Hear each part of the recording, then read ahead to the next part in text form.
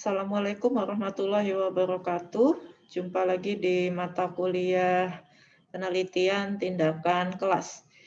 Pada pertemuan kali ini kita akan membahas beberapa hal berkaitan dengan pengertian PTK, tujuan dan karakteristik PTK serta manfaat PTK. Beberapa waktu lalu saya sudah mengirimkan diktat terkait dengan tema ini. Saya berharap Anda semua sudah membaca sehingga apa yang akan saya sampaikan nanti sifatnya lebih pada penguatan. Kita mulai untuk bagian pertama tentang pengertian penelitian tindakan. Jika kita melihat di beberapa sumber disebutkan bahwa penelitian tindakan ini merupakan suatu bentuk penelitian reflektif dan kolektif yang dilakukan oleh peneliti dalam situasi sosial tertentu untuk meningkatkan penalaran atau peningkatan kualitas dari praktek-praktek sosial yang ada. Sehingga kalau kita lihat lingkup penelitian tindakan ini nanti bisa beragam. Tidak hanya kelas yang menjadi fokus pada mata kuliah kita, tapi ada beberapa lainnya. Selanjutnya untuk bagian yang kedua, intervensi yang dilakukan dalam penelitian tindakan ini bersifat nyata atau intervensi ini berlangsung dalam dunia nyata yang berupa investigasi atau pemeriksaan terhadap pengaruh-pengaruh yang ditimbulkan dari intervensi tersebut. Artinya ketika kita menggunakan misalnya untuk PTK metode pembelajaran tertentu atau media pembelajaran tertentu atau model pembelajaran tertentu atau LKPD yang kemudian kita buat dalam bentuk ILKPD atau yang lain, maka yang dilihat dari penelitian ini adalah dampaknya atau pengaruhnya. Berbeda dengan penelitian eksperimen yang merujuk pada uji beda sebelum dan setelah ya, tapi pada penelitian tindakan ini biasanya melihat bagaimana peningkatan kualitas atau proses dan hasilnya. Jadi lebih pada peningkatan ya, peningkatan yang ada. Tidak hanya sekedar melihat sebelum dan sesudah, tetapi bagaimana kemudian ini dilakukan, diimplementasikan, dan bagaimana ini kemudian dimodifikasi antar satu siklus atau satu tahap dengan tahap yang lain, tetapi dalam konteks atau di dalam lingkup penelitian yang sama. Berikutnya, penerapan berbagai fakta yang ditemukan untuk memecahkan masalah dalam situasi sosial tertentu yang ditujukan untuk meningkatkan kualitas tindakan ya dengan melibatkan atau berkolaborasi bekerja sama dengan beberapa pihak. Dalam hal ini bisa peneliti ataupun praktisi. Sehingga di dalam penelitian tindakan ini sifatnya adalah collaborative research atau penelitian kerjasama. Meskipun tetap ada peneliti kuncinya atau peneliti utamanya. Itu ya. Selanjutnya kita bahas beberapa hal yang berkaitan dengan lingkup penelitian tindakan. Saya tidak akan bicara banyak tentang participatory research, collaborative research, dan emancipatory research karena ini sudah Anda dapatkan pada mata kuliah kualitatif terutama, tetapi yang akan saya fokuskan pada classroom action research. Nah, di sini classroom action research ini intinya sama, artinya tetap ada tindakan yang dilakukan di kelas. Karena classroom action research atau penelitian tindakan kelas PTK ini fokusnya atau unit analisisnya adalah kelas, maka yang digunakan adalah pembelajaran klasikal, bukan pembelajaran individual. Nah, bagaimana kemudian classroom action research ini menjadi salah satu kunci dalam upaya perbaikan kualitas pendidikan, bahwa apa yang dilakukan guru di kelas itu sebaiknya atau seyogyanya, seidealnya itu juga merupakan rangkaian dari penelitian, sehingga guru tidak hanya sekedar mengajar saja, tapi dia juga mampu melakukan penelitian atas proses pengajaran yang dilakukannya. Tujuannya apa? Tujuannya untuk meningkatkan kualitas pembelajaran. Itu ya. Jadi untuk bagian yang lain saya tidak akan bicara banyak di sini karena sudah Anda dapatkan supaya tidak berulang. Selanjutnya kita berfokus pada penelitian tindakan kelas. Yang dimaksudkan dengan penelitian secara umum itu adalah suatu proses pemecahan masalah yang dilakukan secara sistematis, empiris, dan terkontrol. Jadi ada tahap-tahapannya, step-stepnya ya, atau di PTK ini yang menjadi ciri utama adalah siklus, kemudian sifatnya empiris dan terkontrol. Berikutnya tindakan adalah perlakuan tertentu yang dilakukan oleh peneliti ya, ini guru. Nah, tindakan yang dilakukan di sini bentuknya bisa beragam. Misalnya bisa berupa tawaran tentang model-model pembelajaran baru atau metode-metode pembelajaran yang baru, atau media-media yang ingin dikembangkan oleh guru untuk mengatasi berbagai permasalahan pembelajaran yang ada di kelas, atau bisa juga dengan memodifikasi atau mengkolaborasikan beberapa soal tes untuk PTK yang berfokus pada hasil. Jadi tindakan yang dimaksudkan di sini itu bisa beragam. Secara khusus ada beberapa model PTK yang akan dibahas pada pertemuan berikutnya untuk membedakan tindakan yang dipilih oleh guru satu dengan guru yang lain. Jadi saat kita melakukan PTK pun ini juga ada klasifikasinya atau ada model-modelnya, sehingga apakah tindakan itu sama ataukah tindakan itu berbeda, itu bisa merujuk pada model-model PTK-nya. Jadi misalnya, ada guru yang ingin melakukan PTK, dia ingin mencoba model yang baru yang itu yang sebelumnya belum pernah digunakan di kelas dia, atau setelah dia membaca referensi tertentu, dia jadi ingin menggunakan model itu. Itu bisa. Atau berbasis pada masalah yang ada di kelas, misalnya pembelajaran yang ada di kelas, pembelajaran sosiologi terutama, siswa minim untuk kemampuan mengemukakan pendapat. Maka Anda bisa memilih atau guru bisa memilih model-model atau metode-metode pembelajaran yang ditujukan untuk meningkatkan peran serta atau partisipasi siswa untuk bisa mengemukakan pendapat. Misalnya beberapa contoh modelnya yang di situ ada sintak untuk menyajikan hasil, itu ada di project based learning, ada di problem based learning. Ya, itu beberapa contoh tindakan yang merujuk pada sintak yang ada di model-model tertentu. Jadi untuk tindakan nanti ini bentuknya bisa variasi ya. Berikutnya kelas, menunjukkan pada tempat proses pembelajaran berlangsung. Artinya penelitian ini sifatnya adalah klasikal atau berfokus pada kelas, tidak individual. Sehingga di dalam analisisnya pun nanti adalah analisis-analisis klasikal. Meskipun untuk unit yang terkecil atau siswa sebagai salah satu indikator keberhasilan, misalnya Anda menggunakan 75% sebagai acuan keberhasilan tindakan, maka misalnya dari 30 siswa yang ada di satu kelas itu, 75%-nya sudah bisa mencapai, sementara sisanya belum, ada 25%. Itu tetap melihat pada peningkatan individu siswa dalam proses pembelajaran itu. Jadi nanti di bagian selanjutnya saya akan memberikan beberapa contoh bagaimana kemudian membedakan analisis datanya untuk analisis yang berfokus atau yang merujuk pada kemampuan individual dengan hasil analisis yang merujuk pada klasikal. Itu ada nanti pada pertemuan kita di pertemuan ke-7 atau ke-9, saya lupa, itu ada tentang analisis data. Berikutnya, apa esensinya penelitian tindakan kelas? Jadi ada beberapa referensi yang bisa Anda gunakan, tidak harus merujuk pada apa yang saya jelaskan di pertemuan kali ini, tapi paling tidak intinya sama, bahwa penelitian tindakan kelas itu adalah penelitian yang mengangkat masalah-masalah aktual yang dilakukan oleh para guru berbasis pada observasi atau pencermatan kegiatan belajar mengajar yang dilakukannya, berupa tindakan untuk memperbaiki dan meningkatkan praktek pembelajaran di kelas agar lebih profesional. Sehingga hasil penelitian tindakan kelas ini berdampak pada perubahan-perubahan yang dilakukan oleh guru. Itu ya, itu intinya di sana.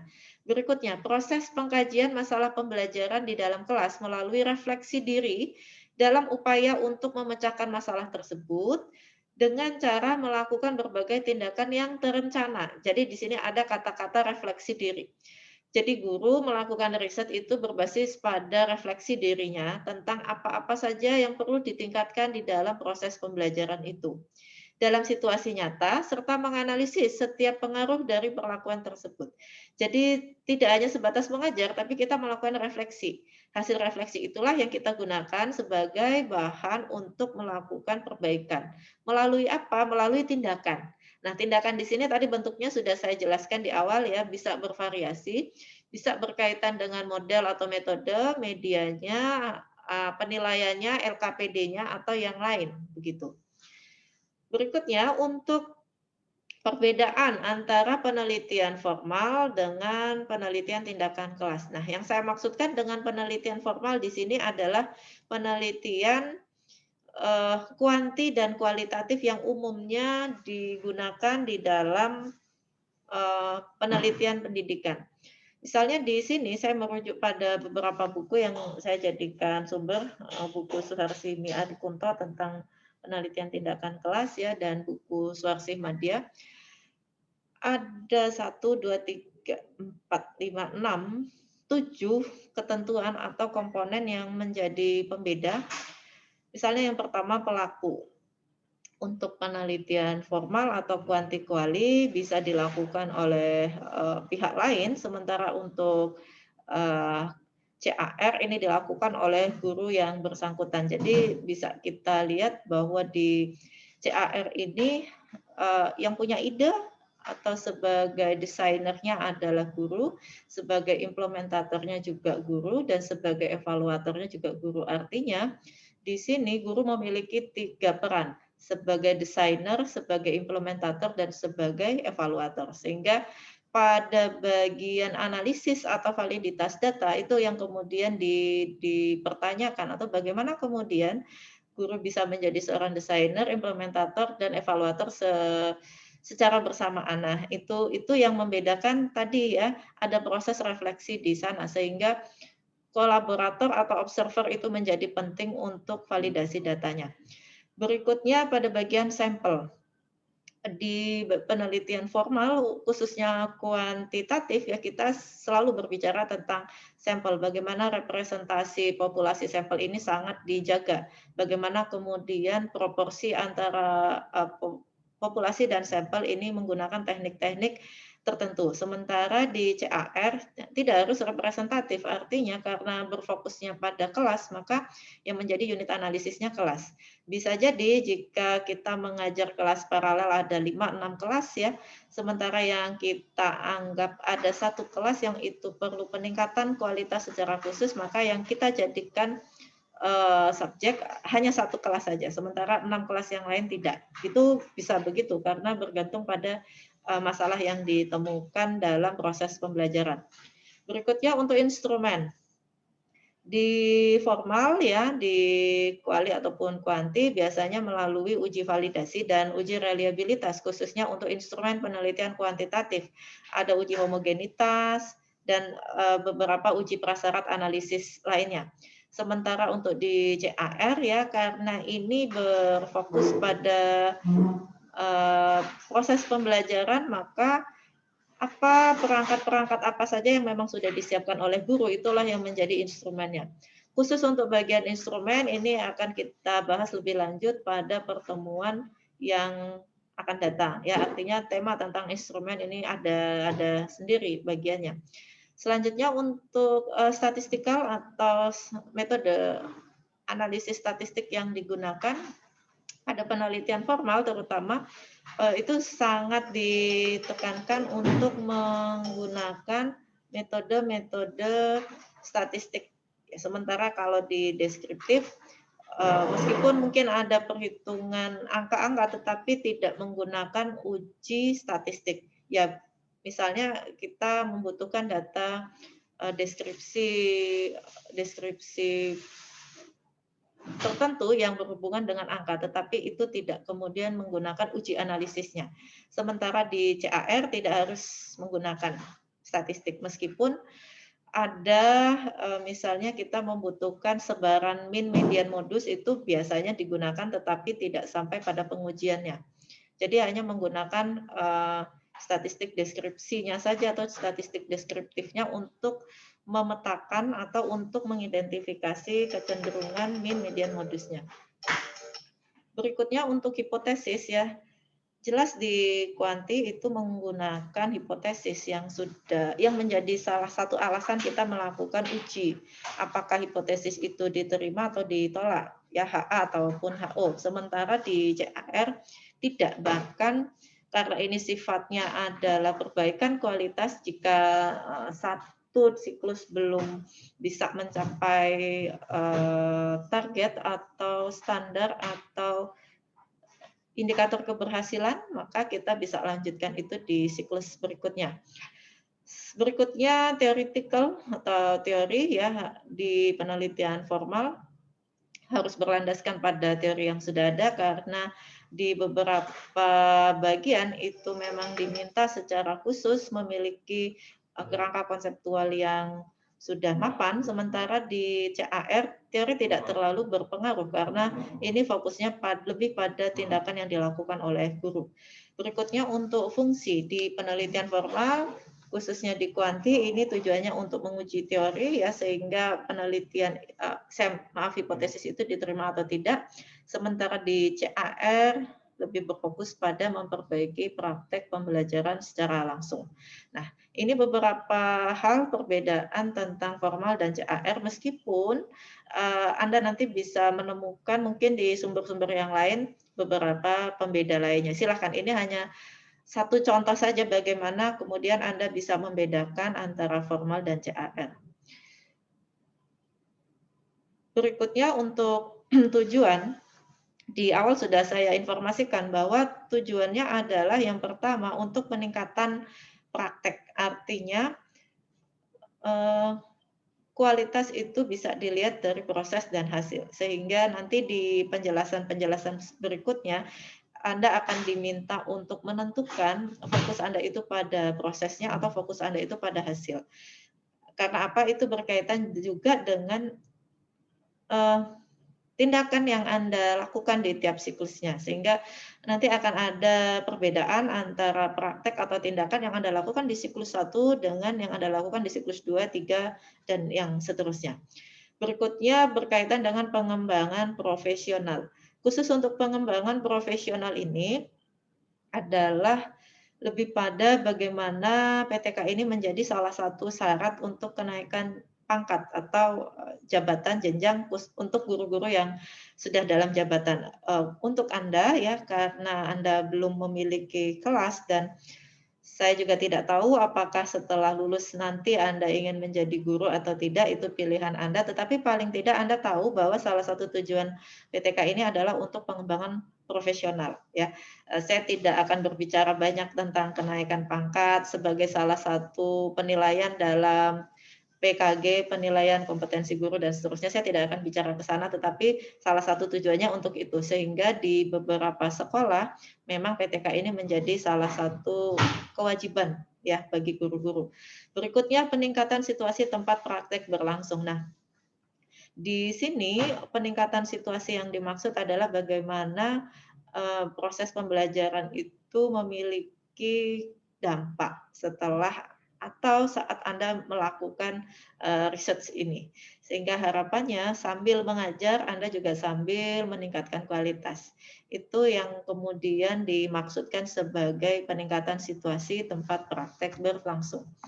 Di bagian yang lain, saat saya membagikan diktat kepada Anda, saya juga memberikan beberapa contoh bagaimana situasi tempat praktek berlangsung ini memiliki beberapa variasi. Silakan Anda baca ulang tema-tema atau penjelasan tentang itu. Tentang karakteristik ya, di sini ada dua yang menjadi fokus, tadi sudah saya informasikan, ada proses dan hasil.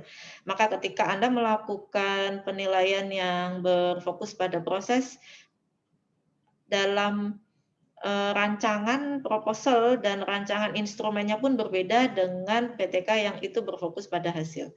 Di dalam prakteknya ada juga yang menggunakan kedua hal ini untuk meningkatkan proses dan untuk meningkatkan hasil. Boleh, silakan saja. Itu pilihan kita sebagai peneliti ingin menggunakan atau ingin mengambil fokus yang mana. Jadi boleh salah satu atau keduanya kita gunakan sebagai fokus atau sasaran dari PTK itu. Berikutnya masalah yang dikaji adalah masalah yang bersifat praktis. Karena tujuannya tadi untuk meningkatkan kualitas atau untuk meningkatkan situasi sosial di tempat praktek berlangsung, maka memang tujuannya adalah tujuan-tujuan praktis. Berbeda dengan penelitian formal, kuali ya misalnya, yang dalam hal-hal tertentu ditujukan mungkin untuk mengeksplorasi, untuk menginvestigasi dan seterusnya. Sementara di sini tujuannya praktis ya untuk meningkatkan kualitas pembelajaran tadi. Fokus utama pembelajaran adalah pada proses, sehingga karena berfokus pada proses bisa jadi tidak semua kelas Anda gunakan sebagai unit analisis PTK Anda. Anda bisa bayangkan kalau Anda punya 7 kelas paralel dan Anda punya 7 penelitian ya, yang itu satu kelas dengan kelas lain memiliki karakteristik yang berbeda, sehingga metode yang harus Anda gunakan pun juga berbeda. Maka ada 7 research yang harus Anda lakukan. Sehingga saran saya, Anda bisa melakukan identifikasi awal. Kira-kira mana kelas-kelas yang menurut Anda memang perlu dilakukan penelitian tindakan kelas. Sehingga itu memudahkan bagi kita sebagai peneliti dan waktunya juga. Karena PTK ini waktunya sangat rigid, sangat ketat, sehingga kita sangat diburu waktu. Misalnya kita seminggu punya jadwal mengajar itu 2 kali di satu kelas itu, maka pada minggu ini itu harus sudah kita analisis data yang kita kumpulkan sebagai bahan kita melakukan PTK di minggu berikutnya. Sama seperti kita mengajar, tapi mengajar itu kita teliti. Apa yang kita ajarkan itu yang kita teliti. Berikutnya, tanggung jawab pelaksanaan dan hasil PTK ada pada guru sebagai praktisi. Nah, ini tadi yang saya informasikan bahwa di dalam PTK ini guru sebagai desainer, guru sebagai implementator, dan guru sebagai evaluator. Sehingga keberhasilan PTK itu memang ada di guru. Pada beberapa penelitian yang sudah dilakukan, seringkali metode yang dipilih atau media yang digunakan itu tidak mampu meningkatkan kualitas. Kenapa? Nah, ada proses identifikasi yang kurang di situ atau pilihan tindakannya kurang tepat sehingga hasilnya pun juga di luar ekspektasi ya. Jadi untuk ini perlu membaca, perlu diskusi lebih lanjut agar hasil yang diharapkan itu bisa tercapai.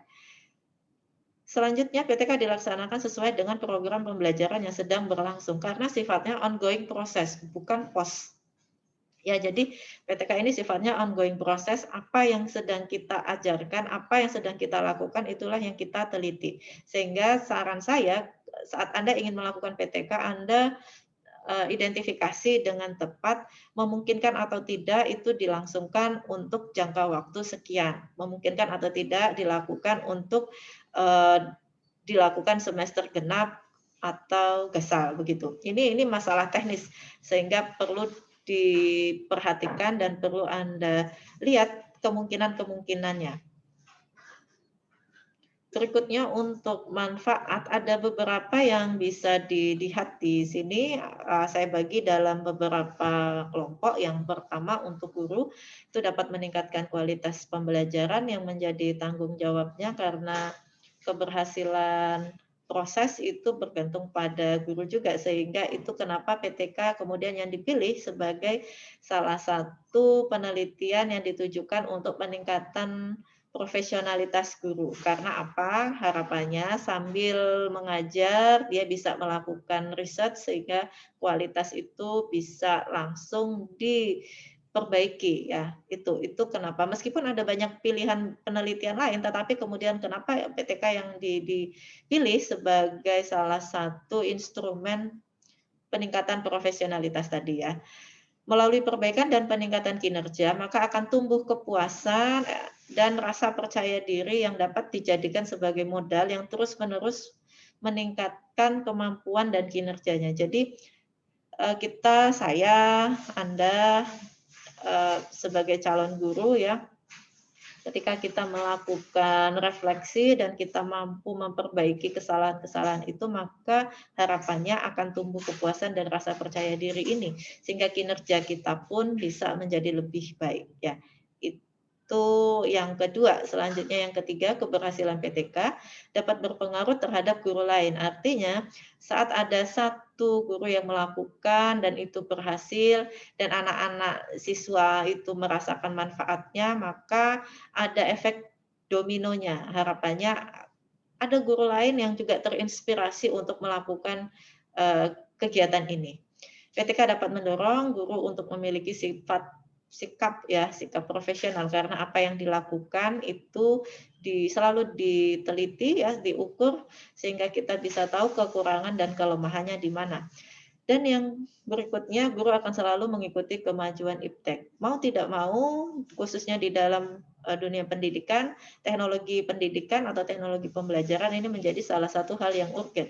Sehingga ada banyak kemudian PTK yang didorong ke arah sana. Artinya bagaimana kemampuan guru, terutama dalam penguasaan TPACK, teknologi, pedagogical, dan content analysis itu bisa digunakan secara bersamaan di dalam proses pembelajaran. Sehingga kecenderungan yang terjadi saat ini adalah PTK-PTK yang mampu mengintegrasikan ketiga hal tadi. TPACK, technological, pedagogical, and content knowledge ya, atau materi-materi pembelajaran yang sesuai dengan KD yang sudah ditetapkan. Berikutnya untuk siswa ya, untuk siswa sekolah dan perkembangan teori pendidikan. Di sini ada beberapa hal yang ingin saya sampaikan. Yang pertama, bagi siswa ini bisa mengurangi bahkan menghilangkan rasa jenuh dalam mengikuti proses pembelajaran. Karena apa? Di dalam PTK ini ada tindakan-tindakan yang selalu digunakan oleh guru untuk meningkatkan kualitas itu. Misalnya, pada pertemuan atau pada semester ini Anda nanti akan menggunakan PJBL. Besok pada semester yang akan datang Anda akan menggunakan discovery, atau Anda akan menggunakan problem based, atau Anda akan menggunakan STAT, atau menggunakan GI yang itu lebih pada games atau bermain sambil belajar. Nah, ini yang dimaksudkan bahwa dengan adanya PTK, guru akan selalu berinovasi baik dalam hal model, metode, media, LKPD, bahkan sampai dengan aspek penilaiannya, sehingga siswa akan merasa wah belajar misalnya belajar sosiologi semester ini kita akan pakai ini, besok kita akan pakai ini. Jadi ada sesuatu yang dinantikan oleh siswa. Semester ini kita akan pakai apa ya? Nah, begitu. Selanjutnya berpengaruh positif terhadap pencapaian proses dan hasil. Jelas di sini karena tindakan yang ditawarkan tadi berfokus pada peningkatan kualitas proses dan peningkatan hasil. Selanjutnya bagi sekolah, sekolah yang dihuni oleh guru-guru kreatif akan membawa kemajuan dan mengalami perkembangan yang sangat pesat, sehingga harapannya jika ada 1-2 ini akan memberikan tadi ya efek domino, sehingga sekolah itu akan menjadi sekolah yang memiliki kualitas baik. Berikutnya pada perkembangan teori pendidikan. Kalau ini lebih pada aspek konseptual, teoritis menurut saya. Kalau yang dua tadi itu lebih pada aspek praktisnya. PTK dapat menjembatani antara teori dan praktik. Kenapa? Karena selama ini ada banyak misalnya metode atau model yang dipelajari di perguruan tinggi yang itu belum sempat atau belum pernah diimplementasikan. Nah, PTK menjadi instrumen yang tepat untuk mengimplementasikan atau menggunakan beberapa kajian-kajian terbaru yang ada di dalam teori-teori pendidikan. Teori pendidikan secara umum ini memiliki beberapa cabang. Misalnya yang berkaitan dengan teknologinya, kemudian yang berkaitan dengan penguasaan metodenya, ya, kemudian yang berkaitan dengan hasil atau evaluasinya, sehingga di sini PTK dapat menjembatani antara teori dan praktek-praktek itu. Nah, itu beberapa hal yang perlu saya kuatkan mungkin dari PowerPoint yang sudah saya informasikan melalui LMS Bismart. Semoga dengan tambahan informasi ini Anda bisa menambah referensi atau Anda bisa lebih paham tentang 3 hal tadi ya, pengertian, karakteristik, dan manfaat. Terima kasih, sekian dari saya. Kita jumpa lagi di pertemuan berikutnya.